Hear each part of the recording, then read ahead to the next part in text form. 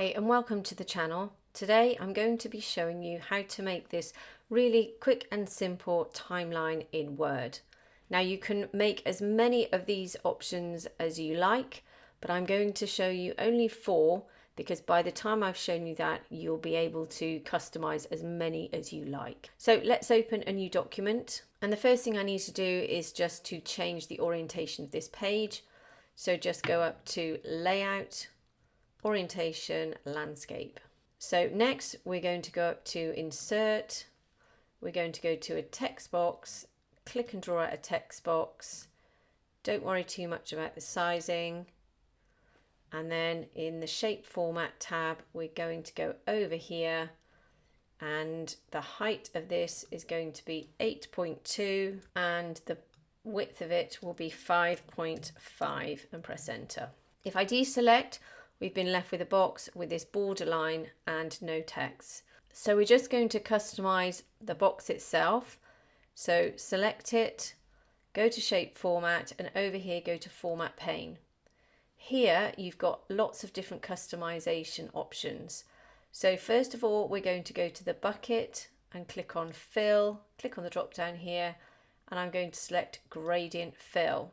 So with this gradient, the type of gradient will be linear, and the direction, it's this one here, which is linear right.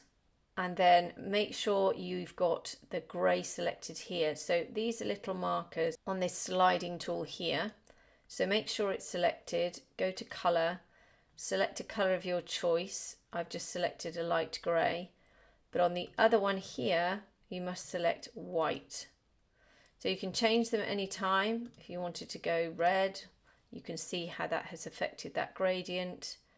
And let me just choose another colour so you can see the effect. And when you move this slider over, you can see how that affects my shape. So let's just go back to the light grey because I just want to have a very faint shadow. And then there's a line on here as well. So if I deselect, you can see there's a line. So select it. Then go to Shape Options, and then we need to go to Line and select No Line. Deselect and check you're happy with that very slight shadow. Now to insert your text, you just need to double click and you'll see your cursor, and then you can begin to type. Now I don't need to teach you how to type, so I'm just going to paste in my text. So this text here, if I go to the Home tab, is this font here and font size 12, and the title is just bold. And what we've done is we've selected the title, we've gone to this icon here which is font color, click on the drop down, and we've selected a font color. So what I need to do for this one is to place my cursor at the very top and then press the return key to push that text down. Now you can obviously adjust your text in all the normal ways. You can click and drag across all of it. You can change the font size. You can change the font itself, and you can change the alignment. So what we're going to do is we're going to create one of these, and then we're going to copy and paste it. Then we're going to utilize that to produce the ones at the bottom, and then copy and paste it as well. So for the graphics, I'm going to go to Insert, Shapes, click on the line, and then hold down your Shift key and drag this line down. Now the reason you hold the Shift key down is because it will make you a perfectly vertical or horizontal line depending on which way you drag. So this is not a shape really, it's an outline. So when it's selected, you can see these green balls here, and in the Shape Format tab we've got this icon which is Outline. So here you can customize this outline by changing its color. I'm going to select this one. And then weight, you can go down and select the weight of your line. Let's click on 3. Now in terms of these colors, it's always a good idea to pick cohesive colors or matching colors, and you can see lots of those on the internet. You can import them. So if I go to Insert, Pictures, Picture from File, you can see I've got some colors here, and click Insert, And with these, I can use one of two tools. So let's say I want to pick the color for this line, go to shape format, outline. We need to go down to more outline colors. And here you have your color wheel. Now you can see this one's already been selected because that's the color we're using for this outline. But you can use this little circle to move around this color wheel. Let's just use the brighten and darken slider. You can see as I brighten it, the color wheel becomes brighter, and as I move this around, you can see that this color changes in this square. So what you can do is, let's say we're going to match this purple. You can move this around, make it darker, and try to match that purple. Now for those of you who are lucky enough to have this eyedropper tool, then this process is so much quicker. Just click on the eyedropper, move it over the purple and click, and it will select that perfect color for you. And then you click OK. And then when you go back up to any color options in Word, you'll see that it has recent colors and it's saved those colors you've picked. So you can see these first four colors here, I've already selected from this color swatch. That will just make your timeline more cohesive and aesthetically pleasing. So next, let's continue with the graphics. Go to Insert, Shapes, click the square, and then click and draw out a rectangle. Then we're going to go back up to here, which is the dimensions. And in this one here, let's put 5.5 and press enter. And then this as well, if I zoom in, you can see this has got a border line. You can see that this has a border line. So let's select it, and I'm going to get rid of it. Let's go to outlines again and select no outline. And then the shape, let's change that shape to purple. Then we're going to select a small circle, deselect that rectangle. Let's go to Insert, Shapes, Circle, click and draw out a small circle, but make sure you hold down your Shift key to make sure it is a perfect circle. Otherwise you will make an oval shape. So again, make sure it's selected, take off the outline, no outline. Because I've got purple already selected, just click and you can see it will change that purple. So now I just need to make sure it's in the middle, so I can use my arrow keys, make sure that's exactly where I want it, and then deselect. You can see there's a little white gap there, so I need to move it up a bit. So let's zoom out, and what I will do is click on this line, and then I'm going to move it down so it's perfectly in line with the top of this box. It often helps when you zoom in, but you can see it's clicked nicely to the top of that box. Now the key here is to make sure this is fully customized before you copy and paste it, otherwise you're going to have to make changes to all of them rather than just one and copy and paste it. So if I just check this, the one thing that is bothering me is how small this margin is at the side here. So I'm going to click on my text box, I'm going to go over to Format Shape, I'm going to go to Shape Options, and I'm going to go to this icon here, and I'm going to go down to Left Margin, and then I'm going to click on the up arrow, and as I do, you can see my text moving to the right, which means I can increase that margin. I can do the same with the right if I want to. That may not make too much of a difference initially. And then you can see that my text has disappeared.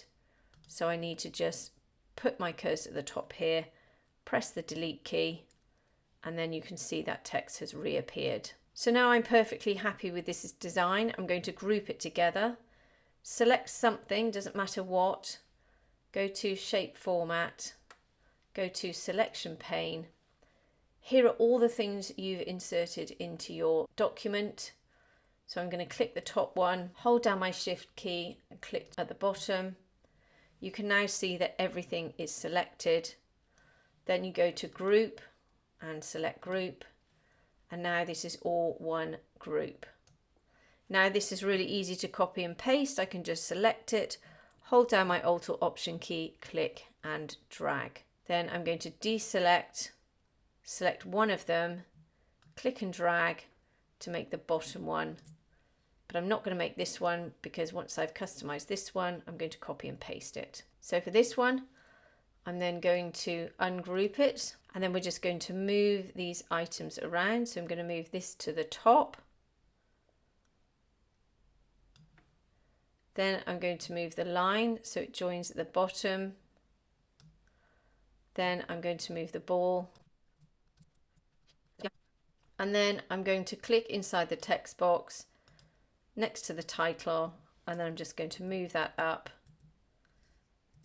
to about here so it's at the top of that box. Then I'm going to quickly change the colors, so you can select the box here, hold down your Command or Control key and select the ball. I can select these two at the same time and change the color.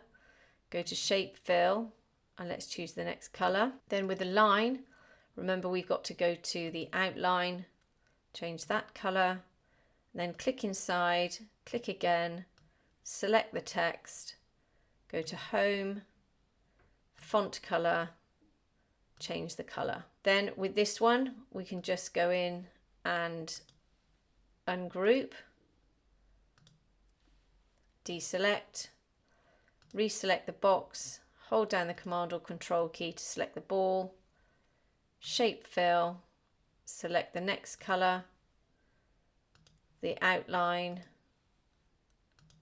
and then finally click inside, highlight the text, go to the Home tab, font color, pink.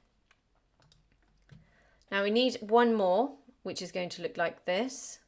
So I'm going to group all of this together. So once again, I'm going to use my Command or Control key to select everything, shape format and group, and then hold down my Alt or Option key to click and drag out another group. Deselect, reselect this one, group, ungroup, then let's just select the ball and the rectangle, shape fill, change the color, and with the outline, then the text,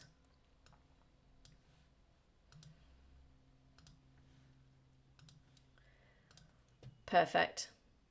So now we're going to align them all and then we're going to put the dates in. So let's turn them all into groups again. That one's already a group, that one's a group. This one, select everything, format shape, group, and then let's do the same with this one.